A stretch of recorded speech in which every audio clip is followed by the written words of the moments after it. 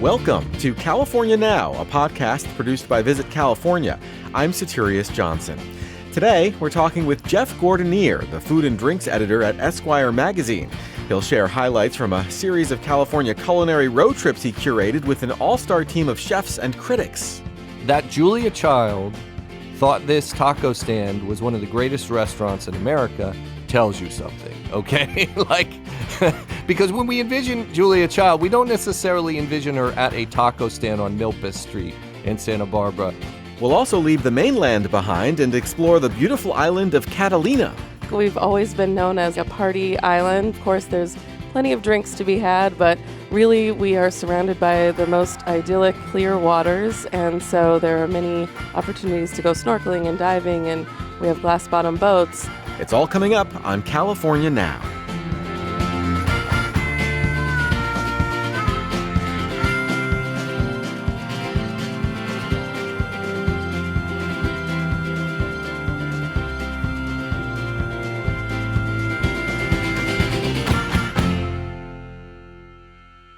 Longtime listeners of this podcast and fans of food writing in general will no doubt recognize the name of my next guest.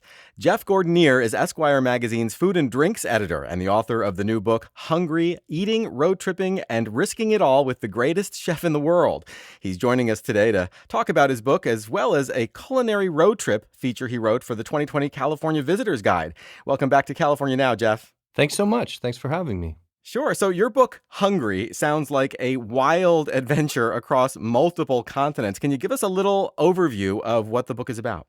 Yes, the book takes us to Mexico, to Denmark, to Norway, to Australia, with a man who's considered the greatest chef in the world. I understand that nomenclature may be open to debate, but the person in question here, Rene Redzepi, is definitely the most influential chef in the world over the last decade. He's a guy who owns and runs a restaurant in Copenhagen, Denmark called Noma. People who are super serious foodies tend to know all about Noma and tend to follow it on Instagram. They're obsessed with every step that Rene Redzepi takes, every move he makes. And so the book is about how, about 5 years ago, kind of in a fluky way, this guy, Rene Redzepi, reached out to me. He emailed me pretty much through his publisher and asked to meet for coffee. And that led, weirdly, to 4 years of traveling around the world together. That is amazing. I can only imagine when you got that email or that phone call, what you must have felt. Like, why is he writing to me? Well, yeah, I mean, I was writing for the New York Times about food at that time, so I figured he wanted to promote his new books. He had a new cookbook out. But the weird thing is very quickly the conversation turned to something bigger than that. You know, he didn't really talk that much about his cookbooks. He wanted to talk about us going to Mexico together. And he's very charismatic. He's the kind of person who looks you right in the eye and is very transfixing and sort of cool and mesmerizing. He's like, you and I should go to Mexico and eat tacos. And I was like, what's happening here? What do you mean? Like, why would we do that? You know? But yeah, it sounded pretty fun. So I said yes. And we ended up, I did an article about it for the New York Times. I figured it was over then, but then it led to more trips. And it kind of went on and on to the point where I realized that I had a book. Right. You know? So the book is about our travels together, but it's really kind of a study of creativity and risk and reinvention, that point in your life when you decide to change things up, which I was doing and which Rene was doing as well. And kind of it's just about the art of the road trip, you know, in that way it dovetails very well with, you know, the look we're taking at California here, because there's probably no phrase in the English language that's more of an incantation for me than road trip. You know, like if someone says, let's go out or let's go on a vacation, I'm sort of nonplussed. But if someone says, let's go road tripping, I'll do anything. Like I'll get on a plane, a train, let's rent a car, let's just go. And I find that incredibly appealing. I like the idea that you can change your surroundings just from saying yes. Right. I mean, and we love road trips on the podcast, and to focus the road trip around food. I mean, I almost feel like there's almost no better reason to take a road trip than to just like experience the amazing food offerings in an area. Yeah, that's what it's all about. I don't really understand what the road trip amounts to without the meals, you know?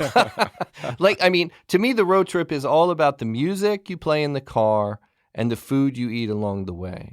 So let's shift our focus to California now. You bet. I mentioned in the intro that you crafted 3 culinary road trips for the new California Visitors Guide. You reached out to a bunch of your friends and contacts in the industry, people like Ruth Reichel, Dominique Kren, Steven Satterfield, and a whole bunch of others, and you kind of like crowdsourced some of the most delicious stops in the Golden State. I can't imagine a funner assignment. Yeah, it really was illuminating. It was fun because, like as you point out, I mean, many of these people, Nikki Nakayama from En Naka restaurant in Los Angeles, Ruth Reichel, Claudette Zepeda from the San Diego area. I mean, they know food, right? I mean, these Khushbu Shah, who's from Food and Wine magazine, these are people who really, really know food, and they really, really know what's going down in California. So it was an honor. I mean, I'm a California boy myself. I grew up in the Pasadena area. So it was also a privilege for me to be able to celebrate the state because I love the state so much. And you sort of have these expert guides along the way on each road trip so that you don't make any mistakes, because there's nothing worse than a wasted meal. You know, like you don't want to be Right. on the road in California and go to a bad place. And you will not go to a bad place if you follow Right. this list. Yeah, exactly. Yeah, you're not going to miss any opportunities. Absolutely. No, you're going to feel like you did it right, which is what we want you to feel. And as a Californian myself, you know, when people tell me, oh, I went to LA, but I ate here instead of the place you recommended, I got to tell you, man, it breaks my heart. You know, I'm like, Right. Really? No, I gave you 5 taquerias to go to. Why'd you go to the lame one? You know, Right. you know, we're here to help. Yeah, exactly. So let's start with the first road trip you created, the one that starts in San Diego and moves north to Orange County and then curls kind of eastward toward the desert. Tell us about some of the best bites along that route. Well, I love that route. You know, the places in California that probably automatically get the most tourist love are going to be Los Angeles and San Francisco. But as we Californians know, there's a lot of beautiful stuff happening south of Los Angeles. I've spent a lot of time in Laguna Beach. My parents now live in Laguna Beach, and I'm there pretty much all August every year. So I'm a big fan of The Stand. Now, that may seem like a weird one to mention first here, but it's a vegan restaurant that's it's been there like since the early 70s. It's been vegan way before vegan was cool. And it's kind of like going back in time. There's a lot of stuff like this in Laguna Beach. There's a great old record store, too, called Sound Spectrum that I think's been open since the mid-'60s. So you can go to Sound Spectrum for some vinyl, and you can head over to the Stand. You could walk over there, get an avocado sandwich with some sprouts. It seems like, to me, a quintessential Californian experience to get like one hippie vegetarian meal, you know? Yeah. And well, what makes their vegan meal stand out amongst other vegan restaurants? The freshness. I mean, that's true of all sorts of restaurants in California, as we know, the freshness of the produce. And, you know, like they're not using avocados that are not ripe. They also make all these soups, and soups have incredible depth of flavor in spite of the fact that there's no dairy, there's no butter, etc. You know, you just feel good after eating there. I mean, another place I noticed along the way this year, that's a new place, is called Jeune et Jolie. That's in Carlsbad, California, close to Camp Pendleton. So it's only a couple exits south of Camp Pendleton. And you go toward the water and suddenly you find this incredibly cool, sexy space. There's a chef there named Andrew Bachelet who's making Michelin star quality French food. I mean, he could be cooking at a Thomas Keller restaurant. It's that good. And Wow. plus the room, yeah, it's that good. And it's just like the room is amazing. They have this really cool French art on the walls. They have a really young clientele. There's a lot of energy in the room. And all the music is played on old reel-to-reels. So they have these giant reel-to-reel machines, and they're playing like all these French songbirds, like, sort of the classics of the French songbook from this. It's just like, how did I find this? Like, if you're doing a road trip in that part of California and you walk into Junes Joly, you will write me a thank you note. Like, you will be so happy that you found it. I've also heard there are some nice spots, like in San Juan Capistrano and that area as well. Any recommendations?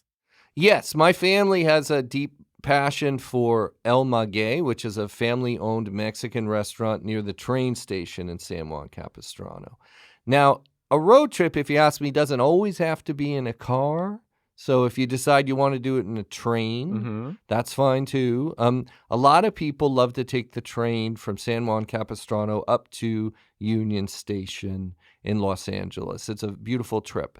And in fact, my wife does that when she's out with me. She likes to go up to her office that way. El Maguey is right there by the train station, so you can get some chicken mole. I judge a lot of places, Mexican places, based on the sort of integrity of their mole sauces. In fact, mole plays a big part in Hungry, my book, because for much of the book, Chef Rene Redzepi is on this quest through Mexico to figure out mole, to sort of figure out what makes it work. A lot of Americans are only familiar with mole poblano, which is the sort of rust brown mole that has chocolate and peanuts in it. But in fact, there are many, many moles. It's really an infinitude of moles in Mexico. So El Maguey is a restaurant where you're gonna be able to dive into that. Like it's not just a combination plate kind of place, where you get an enchilada, a taco, rice and beans, whatever. It's beyond that. They have that too, and they do a really good job with it. But they have a lot of the authentic stuff that you might not be able to find along the road. Right. All right, so let's move up now to the Los Angeles area. Say we hopped the train or we took our car up there, and you grew up in the LA area. So let's talk about some of your favorite places there, and then work our way up the Central Coast. It is impossible for me not to sing the praises of Pie and Burger. Southern California is a taco paradise. It is taco utopia, but it's also a burger utopia. The cheeseburger. McDonald's was essentially invented in Southern California, right? So, I mean, the burger is very important to us. And my wife is from the West Side, so she goes to the Apple Pan. And her family has very deep ties to the Apple Pan, and I respect that. But I'm an East Sider, and for me, it's all about Pie and Burger, okay? It's a classic, like, 1950s little burger place where they put Thousand Island on the burgers. They have this great, like, kind of a wave of leafy lettuce they put on the burger. It's wrapped in paper. It's the kind of thing when you squeeze it in the paper, all the juices of the burger start running into the bun, and you can't wait to take a bite. I feel at home there. Oh yeah. But I'm gonna give your audience a secret. Okay.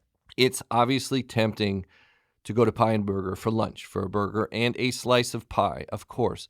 But the real secret, the real locals, what they do is go there for breakfast, okay? Oh. And you can get a seat easily. They make their own hash browns from scratch, okay? Crunchy on the outside, fluffy inside. They make their own white bread that they toast for the toast. They butter it. So you're getting everything like really handmade for breakfast. But it is the quintessential California breakfast. Wow, it sounds really amazing. Sounds delicious. And, things don't have to be fancy to be amazing, right? No, of course they don't. I mean, to keep on with the burger thread here, I'm showing my hand a little bit, but another place farther up the road, it's very meaningful to me, is Paradise Cafe in Santa Barbara, California. I've spent a lot of time in Santa Barbara too. It's basically the most beautiful place in America, and I'm incredibly envious of the people who live there. My wife and I actually love Santa Barbara so much that even though we live in New York, when we decided to get married a couple of years ago, we flew back to Santa Barbara and got married at the courthouse there. And amazing. Yeah, and where we went for our dinner on our wedding night was Paradise Cafe to get cheeseburgers and martinis. That was our wedding night dinner. That sounds I love so great. it that much. But I mean, it's just another place that has the quintessential California cheeseburger. It's a little different in style than the Pie and Burger one. It's a little thicker patty. little more minimalist. Like, I don't think they have all the vegetables on there. But you feel like you walked into an Eagles song at this place. Sun is streaming through the windows. There's an outdoor patio. You just don't want to leave, Oh, yeah. So if you're in Santa Barbara, you have to go to La Superica. This is an order. I'm not requesting that you do this. Like, you have to do this. It's kind of an American rite of passage for people who love food. Isn't that Julia Child's favorite restaurant? There you go. A lot of people, who moved the needle in the American food movement, Jonathan Gold, Alice Waters, etc. They come from California. Right. That Julia Child thought this taco stand was one of the greatest restaurants in America tells you something, okay? Because when we envision Julia Child, we don't necessarily envision her at a taco stand on Milpas Street in Santa Barbara. I love the thought of that, just that image of her walking up to the taco stand and enjoying one, at a table outside. Yeah, I mean, and you have to wait in line. I mean, everyone waits in line. There's no special treatment at this place, and it's all cash. You have to bring cash, if I remember correctly. I'm pretty sure that's true. And, it's very, very kind of basic food. I mean, some things are just like tortilla and melted cheese, or tortilla and melted cheese and chiles, or tortilla and some roasted pork. And that's it. You put some salsa on it, you're good to go. I used to work in Santa Barbara. I mean, I remember waiting in line there and seeing David Crosby, Jackson Brown. They're just waiting in line with everybody because they love these tacos so much.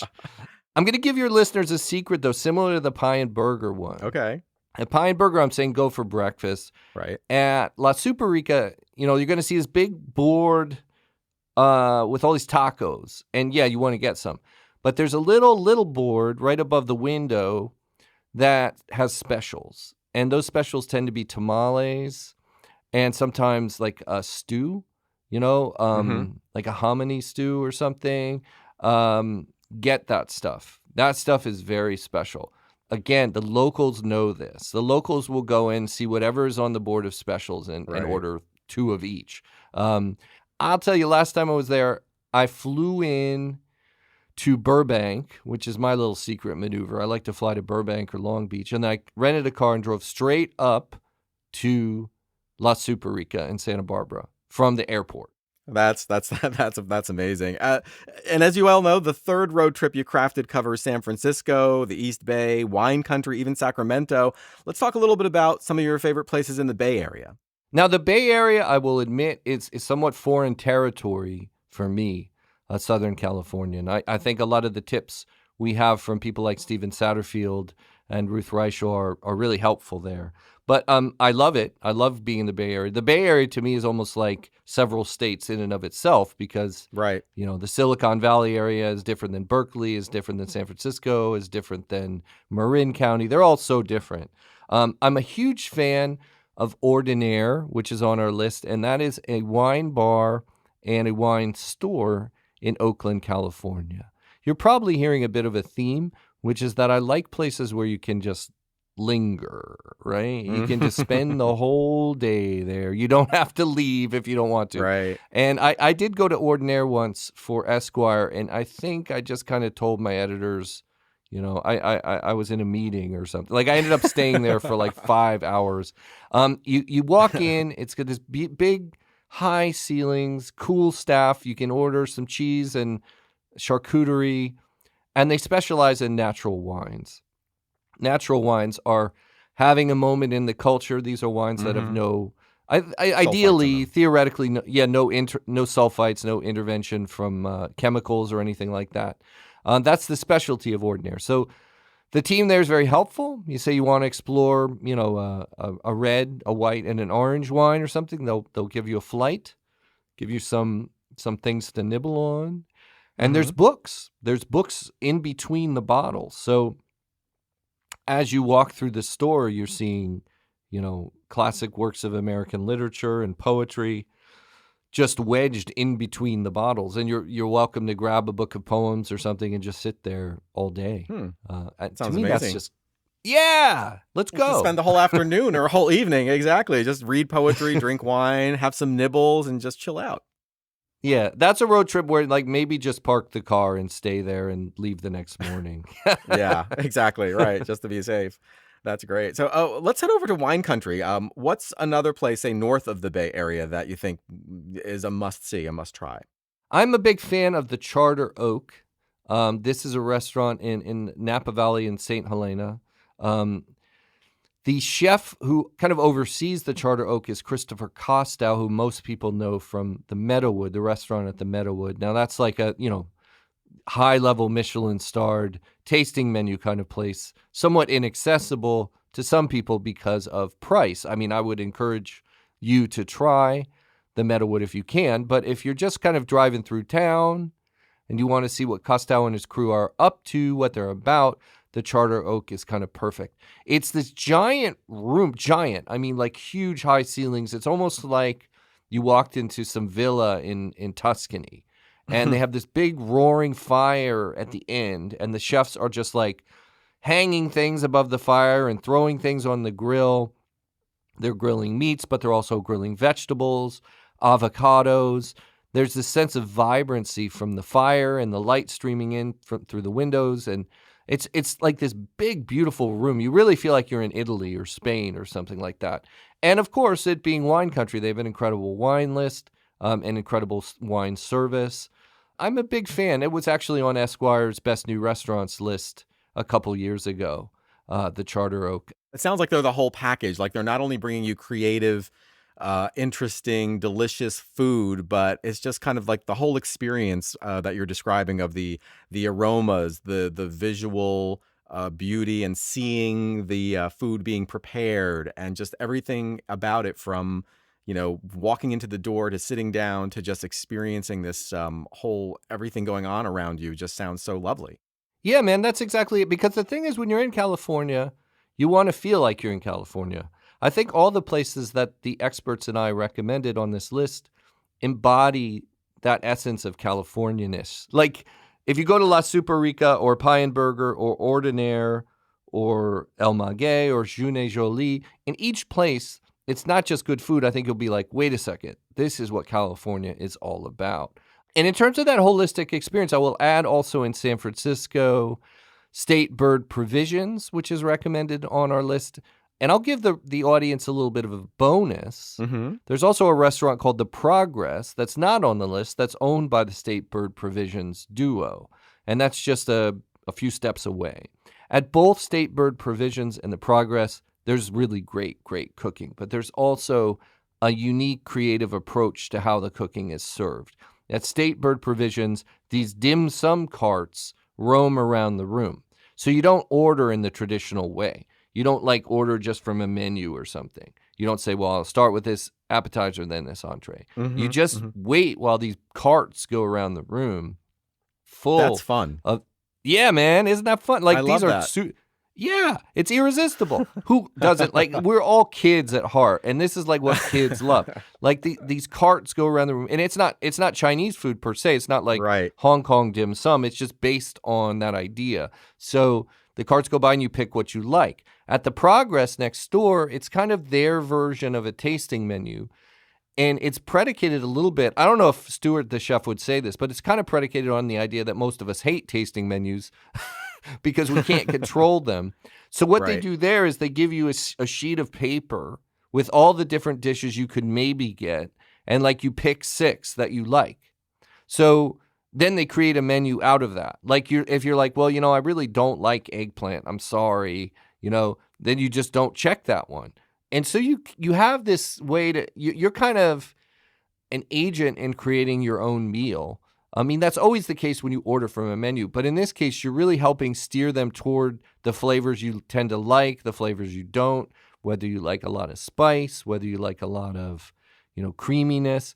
So both the Progress and State Bird Provisions, I think, reflect the peak of creativity in San Francisco right now. So that maybe you got to park the car and stay a couple days before you head back up to the wine country, but it'll be worth it. Is there any broad advice you can offer road trippers looking for deliciousness? Wow. I would say that the thing about California, it's a little bit like Italy. What they'll say when you're driving through Italy, you can take a random exit and find a place that's serving a great bowl of pasta or a perfect pizza. I think there's some truth to that in California, too. There's a lot of excellent experiences to be had outside of the big cities and off the beaten track, so to speak. I mean, one of the places we have is, it looks like it's called Duarte's, but it's actually pronounced Duarte's. That's just a California tip I'm giving you. Okay. In the same way that in New York, people say Houston Street, but we say Houston Street. So the Duarte's is like an old Portuguese tavern that's in the very, very tiny postcard stamp town of Pescadero. So if you're going up the Pacific Coast Highway between Morro Bay and Morro Rock in San Francisco, like sort of around Half Moon Bay, you might be tempted just like, well, we're getting close to San Francisco. Let's just keep going. I get that. But it's worth exiting for Pescadero. If I remember correctly, there's an actual like old cowboy graveyard near there from way back. And the restaurant's been there since like the late 1800s. It was started by a Portuguese family that was part of the fishing community there, I believe. And similar to Pie and Burger in Pasadena, they have excellent pies. They have a great artichoke soup. They have a lot of artichoke dishes and a lot of great sort of Portuguese-inflected fish dishes. So Californians, know about these places. Tourists often don't. I can't blame them. It's just, you wouldn't necessarily know about this. So venture far afield. Don't just stick to the main highways. That's really great advice. And Jeff, thank you. This has been so great. Thank you for sharing all of these insider tips and all of these great restaurants that we must go visit. And thanks for coming on California Now again. It's always fun. I love talking about California. Jeff Gordinier is food and drinks editor at Esquire and author of the new book, Hungry, Eating, Road Tripping, and Risking It All with the Greatest Chef in the World. Follow him on Instagram at The Gordinier. As always, we'll have links to all the places we discussed on today's episode on our website, visitcalifornia.com/podcast. This is California Now. If you want to read Jeff's article about the best road tripping bites in California, you can. The 2020 California Visitor's Guide is available now for free. Just go to visitcalifornia.com/CVG to have a copy delivered straight to your mailbox.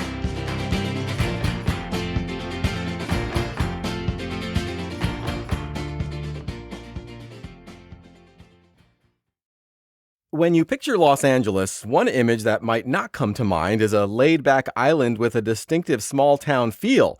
But that's exactly the idyllic place my next guest is here to tell us about, Santa Catalina Island, often just called Catalina. Gail Fornasiere is the Director for Marketing and Public Relations at the Catalina Island Museum in the relaxed island town of Avalon, and we're excited to learn more about this storied getaway. Welcome to California Now, Gail. Great. Thank you so much. So to start us out, where exactly is Catalina? How big is it, and who lives there? Catalina is about an hour boat ride off of the Southern California coast. Most people come out of Long Beach or San Pedro or Dana Point, which are all just south of Los Angeles. And the island itself is about 8 miles wide at its widest point and about 21 miles long. So not a huge space, but pretty awesome. And there's about 4,000 full-time residents that live on the island. And who typically comes to visit Catalina? Do they come for like a long weekend, for a day trip? Who's coming to visit? We have a great mix of day trippers from Southern California, of course. We also have a couple of cruise ships that are here every week from Carnival Cruise Lines, and then other cruise lines stop by throughout the year for other day trips. And then there are many people that come for a week at a time or a weekend at a time, and many often come year after year after year because they just fall in love with the place. I imagine, yeah. So, and I've seen photos of Catalina Island, and it is just so gorgeous. And you are lucky enough to be working at the Catalina Island Museum, so you know the island inside and out better than most, I would imagine. Can you give us kind of a snapshot of its history?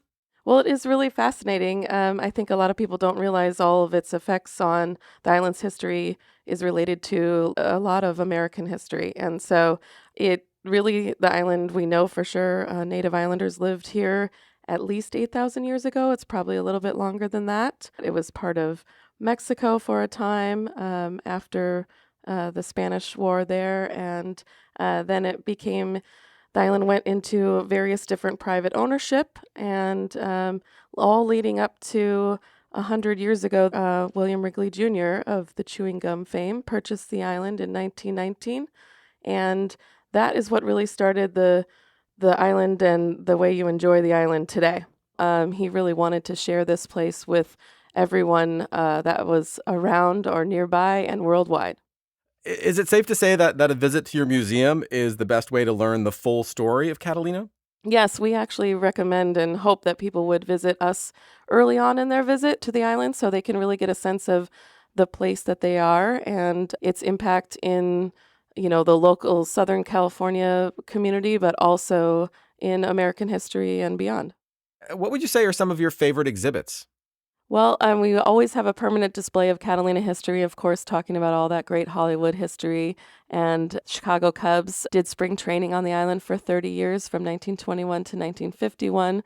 Of course, under William Wrigley Jr.'s reign, he wanted to combine all of his interests. So if you're promoting the island, then why not bring the Cubs and have them here and then promote the island through all the Cubs fans and vice versa? So get all the people from Chicago to come out to the island. And I think a lot of people don't realize that history there. So we have a sports angle with that. We have an interesting history with World War II, where the island was taken over and used as a training spot for the Coast Guard and the Maritime Service, and even the OSS, which was the Office of Strategic Service, the precursor to the CIA, and the Navy SEALs, and they were doing secret training on the island during that time as well.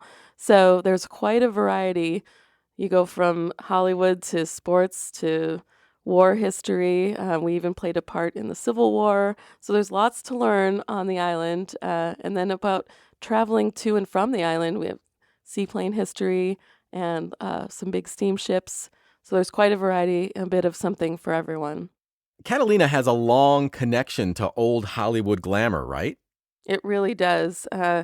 They started recording films and stuff on the island in the 1910s, basically. And from there through the 40s and into the early 50s, Hollywood used Avalon and Two Harbors and the most anywhere on the island for whatever they wanted. They turned the island into Tahiti, the American frontier, as many opportunities as they could to change it into something. We were basically Hollywood's backlot. So it was really called almost a movie colony for Hollywood there, and it brought us hundreds of films to be made here. Mutiny on the Bounty from 1935 is probably the most successful as far as Academy Awards and things like that, but over 500 films have been filmed on the island. Yeah, and then also kind of as a result of that, I guess Hollywood stars would hang out there and go there to get away from like the hustle and bustle of everyday life. Yeah, they really did. A lot of them actually owned yachts and sailboats, and they would come out to the island to get away, and islanders were very protective of the celebrities and their time here and wanted them to just be able to party and have fun and do what they wanted. So we had Clark Gable, Charlie Chaplin, Cecil B. DeMille, who actually made a couple films here and did a premiere at the famous Casino Building Theater. And gosh, Bing Crosby, Marilyn Monroe lived on the island for a bit before she was actually Marilyn during World War II. But she always fancied the island as well. And so numerous stars were here and would hang out and made films here and also just came to relax. So what was Marilyn Monroe doing there, in the mid-40s before she became really famous? So she actually, as a 16-year-old, married James Doherty, who was her neighbor at the time. And he was 18 and enlisted in the U.S. Maritime Service. And that was during World War II when the island was being used by the Maritime Service for training. So he got shipped over to the island to spend 6 to 9 months getting trained to be sent overseas, and his new young bride came with, and it was amazing. Married at 16, and we have some great images in the museum of her just enjoying herself at the beach and just sweet and innocent looking, of course, but of course she was surrounded by sailors and got a lot of attention. And we're pretty certain that that's where she found out her sex appeal and really kind of found herself. She was now in a free space that was, away from her troubled childhood. And so we think that she really kind of got her confidence and her Marilyn walk and all those things that you would see later. She kind of developed here.